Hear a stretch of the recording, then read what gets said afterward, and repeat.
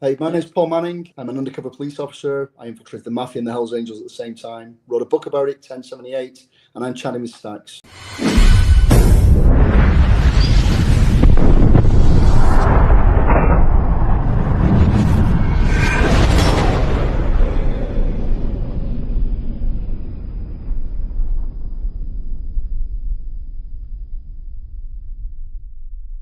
Welcome to this episode of Chatting with Staxx. I'm your host, Bill Staxx, and today I got Paul.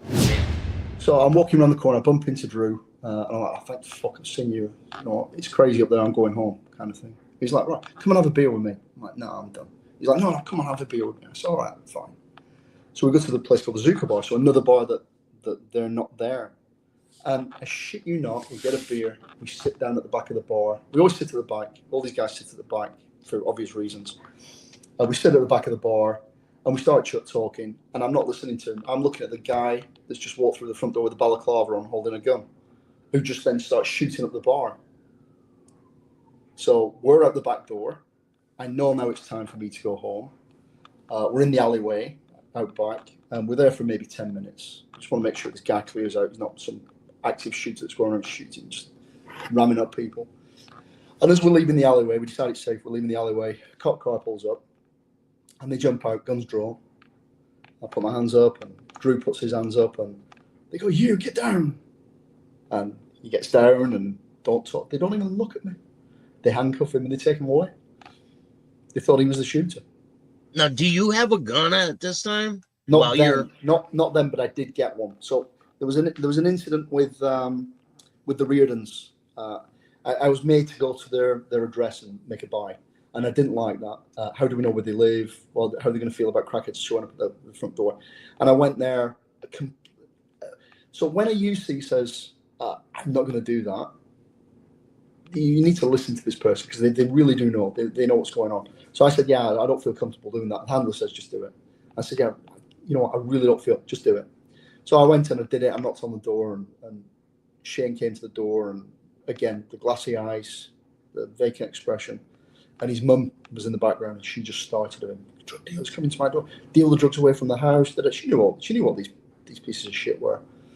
And she starts hitting him and hitting him and hitting him. I'm like, oh, dude, I'm out. Yeah. And he's just standing there. He's not putting his hands up or anything. He's just standing there taking the hits. And he shuts the door. Oh, no, he steps outside and shuts the door behind him. And he's fumbling about in his pocket. I'm like, yeah, I need to go. And I go to walk away, and two Hispanic guys get out the elevator and come towards us. And they go to Shane. They walk past me and go, can we help you? Oh, no, I'm leaving, mate. He says, I think that's best. We go to the elevator. They go into the apartment. She starts screaming at them and hitting them. And they bolt out to come and get me. So I go down the elevator, we go down to the ground floor, the first floor, whatever you want to call it. But I send it back up and I stay in it because I can hear them run down the stairs. So I send it back up, I stay in it, I get out on their floor, and I go to walk out past his apartment. He's still in the apartment because I can still hear her slapping him and screaming at him. And then I go down the fire exit stairs at the back.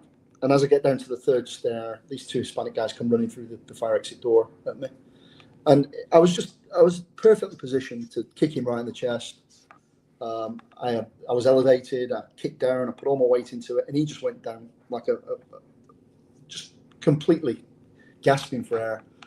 And then the other guy went into his pocket, and as he went into his pocket, I just grabbed him and I smashed his head right into the concrete wall. And he went down. I put him in the recovery position.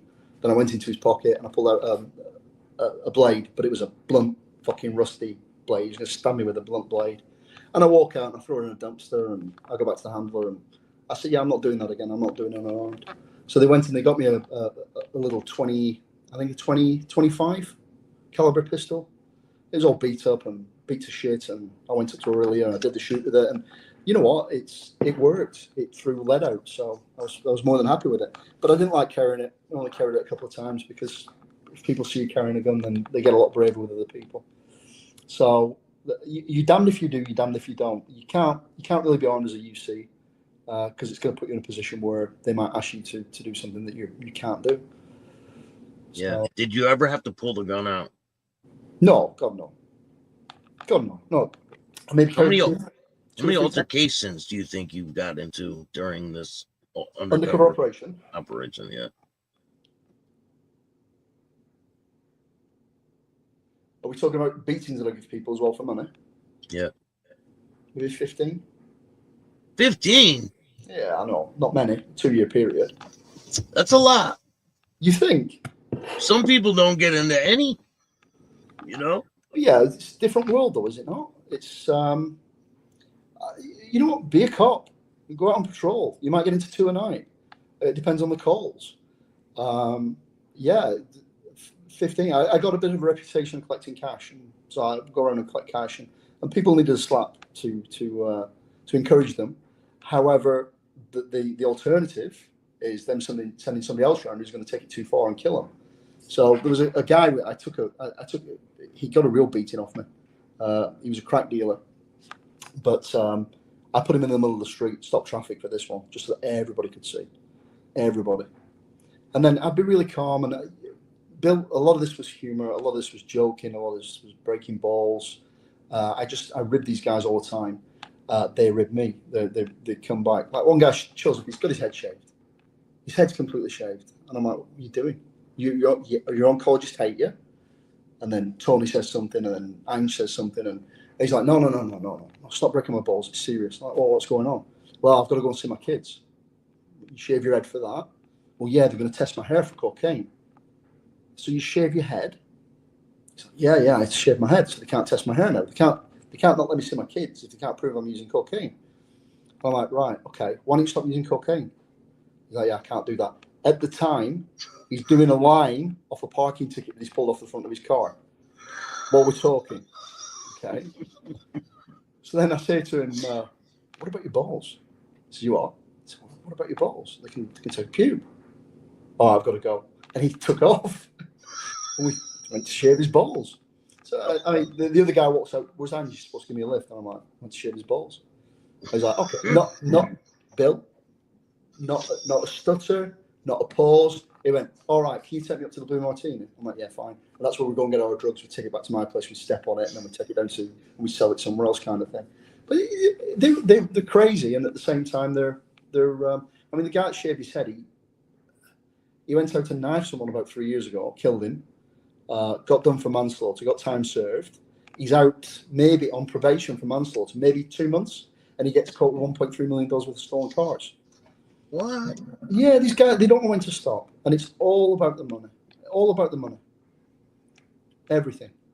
But you said that the guy downstairs from the bar, right? The bar where you were living above, he found out that you were kind of working undercover. So this is what happened. He didn't actually own the bar. He was a partner in it with another biker and with a city councillor, right? So the city councillor is the one taking the rent off me. The city councillor is the one there at the parties. The city councillor is the one cleaning coke up off the table in the morning, kind of thing, saying, "Oh, dude, guys, you can't leave this shit here. You get me in trouble," kind of thing. This is a city councillor. So we hit into the city councillor for we offered him a bribe. We wanted a taxi license plate, and we've been told he was selling them. So we offered him 25 grand. Or he asked us for 25 grand. We said, yeah, we can cover that. And then at the same time, the OPP, the provincial police, went and did a warrant on his office for another bribe matter. So it burnt us on that. So we put a camera in a lamppost across from Pescaris, and they put it in at 3 o'clock in the morning. And Bill, I've put tech equipment in before. I'm not the best, but I've put equipment in before. I can do it. And the tech guy showed me the lamp standard that the camera was in, and I looked at it, and I couldn't see the camera. It was really good. It was a nice job. And he put it in at 3 o'clock in the morning, and I go down there maybe lunchtime the next day, and everyone stood around, and I'm like, what's going on? I'm like, cops put a camera in the lamppost last night. I'm like, how the fuck do you know that? It's there. Don't worry about it, but it's there. I'm like, all right, fine. So I go in. As I'm going into my apartment, I look to the left, and there's a big sign on the restaurant door, out of business. I'm like, what the hell? Where have they gone? Oh, camera taken off. So the city council obviously knew about it. The Lou Malone, the Hells Angels knew about it, and so it came from somewhere. And even the tech guy said it can only have come from inside the service. There's no way it came from anywhere else. We were being sold out left, right, centre. And then when we finally, right? Oh yeah. And the guy we suspected doing it, he went to jail for 12 months for fraud and for a lot of other things. He was an inspector. But a lot of them went to jail. There's a staff sergeant that got arrested for doing coke and stealing from evidence, and he was homicide, and they don't care. And these people were reported. They put it in a position where, okay, thanks, you've told us about it now. We'll look after it, and then they do nothing about it, and then that snowball turns into a mountain, and they're left dealing with the aftermath of it, with the media and everything, instead of just stomping out in the first place. So we were definitely sold out, definitely. Do you think the council member did it, sold you out? Because he could have found out. Right. He could have found out, right? This is what happened. When he disappeared, I go to a bar called Barangas. So we go and ask for the $25,000 money off the chief, because that's a lot of money, even for a buy. We need that money. So the staff sergeant, a guy called Mike Thomas, approaches the chief and goes, "Listen, we need $25,000 bribe. Tell me about it." Well, city council's offered our EUC a taxi license plate for 25 grand. Okay, all right, yeah, we can do that. Who's the councillor? So he tells him the name of the councillor, and the chief goes, "No, we're done. We're done. I didn't authorise this investigation." Okay, so keep that in mind. 2 weeks later, I'm with the mob on a patio of a bar called Barangas down on the Lake Ontario. Nice bar. And I woke up, and that councillor sat there at a table. The chair of the police services board, so the chief's boss, is there at the table, and the mayor at the time of the city is there at the table. All right. As we're sat there, the police chief comes and joins them. The very one we asked for the money to do the buying.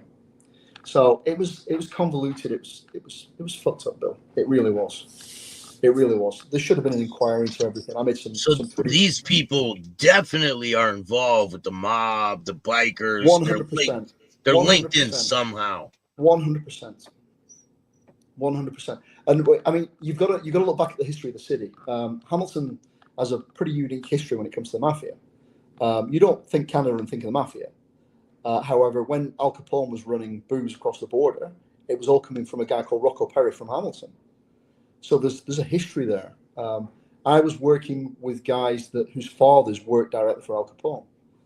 So Hamilton's got this massive history, and Hamilton's not controlled by Canada. Hamilton's controlled by Buffalo, 100%. The reach is pretty far. The reach is pretty far. So were you around any notable people, like people with crazy names? What do you mean? Like well-known people that would be known. Oh yeah, the Papalia crime family, the Lupinos, the Violis. Yeah, I mean, you got to understand that all these lower level mob guys are watching me just walk into mob bosses' houses, sit down and have a drink, not say a fucking word, and walk out and just, "Yeah, guys, I'm off." And it threw them. And they'd ask every now and again, they'd say, "What are you doing? What are you doing with these guys?" Because they want in. They want to know what money I'm making. I've obviously got an angle. Yeah. And I just simply, and it became very apparent at the beginning, this is what I should do. I just turn around and say, "Go and ask them." Because I know for a fact they're not going to a mob boss and saying, "Yeah, what are you doing with this guy?" Yeah. It's not going to happen. So it was a pretty good play. The entire operation was a really good play. It was a really, really good play, but it wasn't because of the assistance of Hamilton Police. We just got lucky with the party at the beginning. We got lucky with a few instances where I probably could have died, that I didn't die, and we got lucky with the acceptance they had for me. When you show them you're gonna fight and you're drinking with them, it kind of they let their guard down, right? They do, but then it comes back all of a sudden, especially when they're on coke. That's what I found. Try and avoid them when they're on coke. I mean, one of them got tickets to an ice hockey game, and I agreed to go, and it was in Toronto, and I knew nothing about ice hockey, and it was between the Maple Leafs and the Canadiens. And when I told the cover team, "Yeah, we're gonna have to go. You're gonna have to cut me off down to this ice hockey thing in Toronto," they're all like, "Yay!" It's the first time I've seen excitement because they get to go and watch the game. But I go in and I think T's team was the Canadiens, and I go in there and they lose. I don't. Do you follow hockey? No. I can't follow the puck. The puck's so fast and it's so small. I'm like, what the hell's going on? And everyone cheers, and I'm like, "Yay!" And I don't know what's going on. And but Tony was wasted. I mean, really, really bad. I've never seen him that bad. He was absolutely wasted, and he was hitting the beers, he was hitting the coke, he was bumping, and they lose, and he's pissed. I'm like, why are you so pissed? They lost. I said, so we'll win next time. Don't worry about it. It's a game. It doesn't make any difference. So we go across to a bar, across the road. It's Canadians he supported, the Canadians, the Montreal Canadians.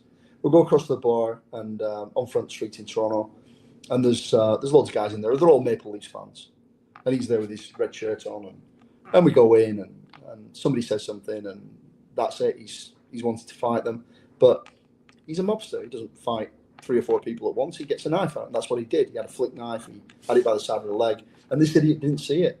He really didn't see it. And it ended up with me grabbing this guy by the throat and dragging him outside and threatening him.